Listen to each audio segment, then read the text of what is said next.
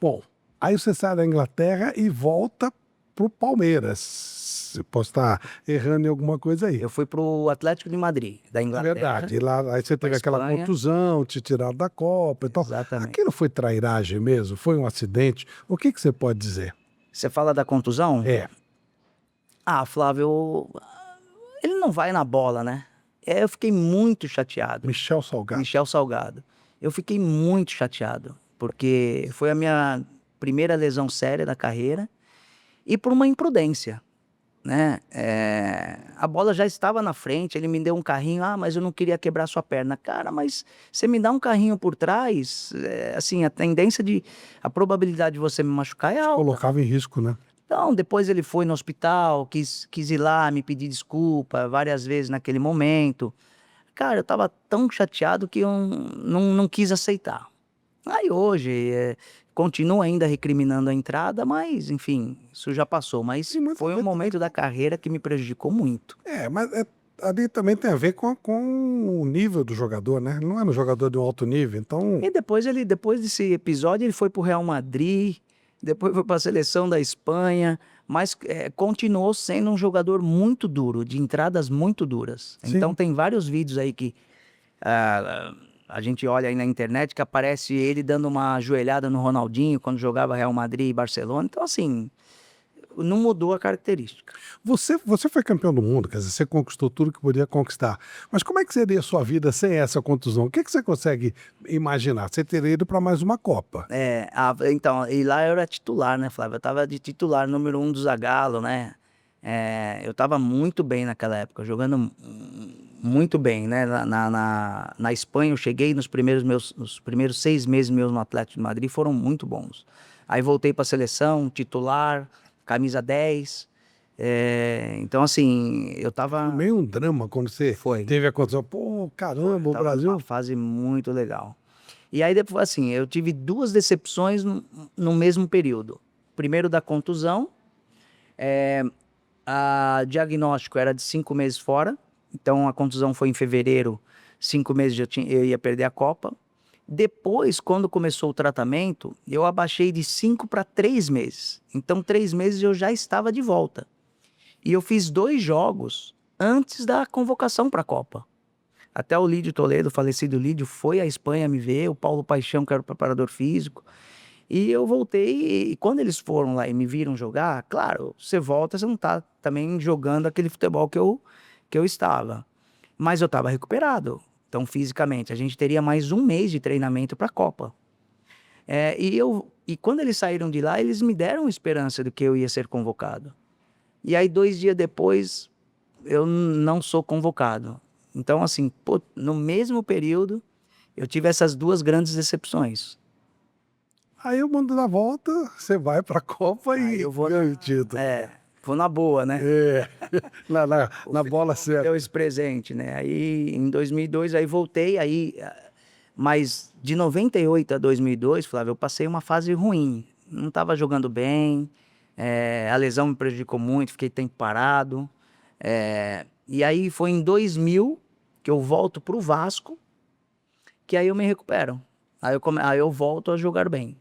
Aí também peguei um time do Vasco Maravilhoso. maravilhoso, né? Romário, Euler, Juninho Pernambucano, Jorginho, nossa, vários, Felipe, Pedrinho, enfim. Como é que foi sua relação com o Eurico Miranda?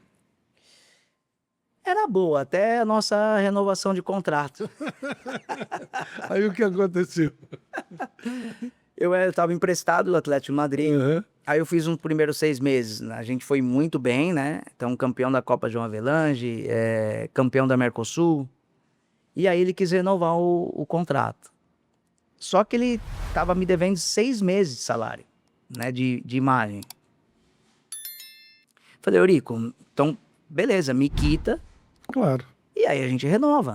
Não tem problema. E aí foi aquela discussão. E aí me deu um cheque. E o meu pai foi descontar esse cheque, é muito engraçado. Ele foi descontar esse cheque e não tinha fundo. Aí voltamos e falando com o Eurico.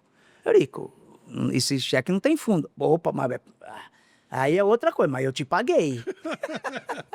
Isso é uma loucura. Era dele ou era do Vasco o cheque? Era do Vasco.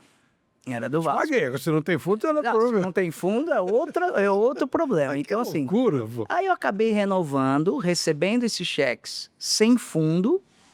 Então, assim, eu renovei com o Vasco, não recebi o que ele me devia e dali pra frente ele também não me pagou.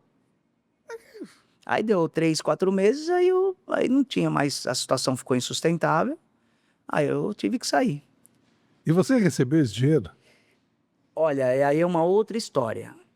Esse dinheiro, eu tinha um cheque sem fundo, aí o processo eu coloquei na mão da doutora Gislaine Nunes. Sim.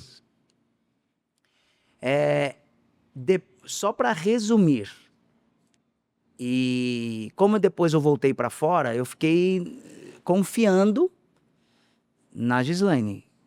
Depois de 11 anos de processo, eu ganhei. Os 2 cheques sem fundo sumiram do processo. Depois de 11 anos, eu recebi um valor menor do que os 2 cheques que eu tinha para receber. E ainda tive que pagar os 15% da advogada. Que doideira, pô. Então só aí já dá para perceber o que rolou durante todo esse processo, durante 11 anos. Só esse calote que você recebeu no futebol, teve mais? Só isso aí. Mas Só aí isso você aí. foi privilegiado, No né? Flamengo, na época o Flamengo vivia uma situação difícil, mas também não tive problema. Então o problema de financeiro só foi essa época do Vasco. O Eurico E se que pra mim ofendeu foi de uma das melhores épocas, Sim, de né, bola, né? de bola. O Eurico se ofendeu de você ter cobrado? Ele ficava bravo, ele não gostava que cobrava. Coisa E a gente maluca. falava com o Isaías, que era o gerente na época, Isaías Tinoco. o Isaías Tinoco. E ele era o Rolando Lero. Ia nos enrolando. Não, já falei que o Eurico, ele falou, não, peraí, que a semana que vem vai sair.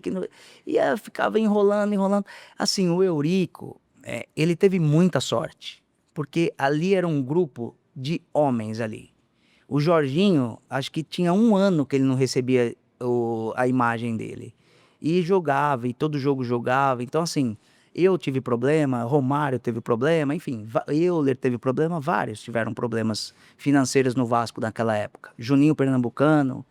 Mas, assim, cara, a gente conseguia separar uma coisa da outra. Tanto é que sempre jogamos e procuramos aí honrar a camisa do Vasco como ela merece ser honrada. Claro, claro. Você tem uma imagem maravilhosa do Vasco, é uma coisa Os no torcedores, Vasco, né? eu também. Hoje eu torço no Rio, eu torço pro Vasco. Então, assim, eu vivi muito feliz durante esses quase 2 anos que eu vivi lá. O problema é só essa parte Só essa parte financeira. E aí acaba gerando um Vasco com problema que vem até hoje, Até né? hoje. Um negócio muito maluco. Até Não, o Eurico era um ótimo administrador. Não, ele não era um ótimo administrador. Tanto que sobrou toda essa confusão, né? Quando você, poxa, mas o Cruzeiro ganhava muito. Tá, mas o Cruzeiro estourou, né? Então essas coisas, Sim. eu acho que esse tipo de lição a gente não pode deixar de lado. Não pode deixar de lado, né, Flávio? Assim, lá tinha muita questão de bastidores, né? Então o Eurico, ele era muito influente nos Sim. bastidores.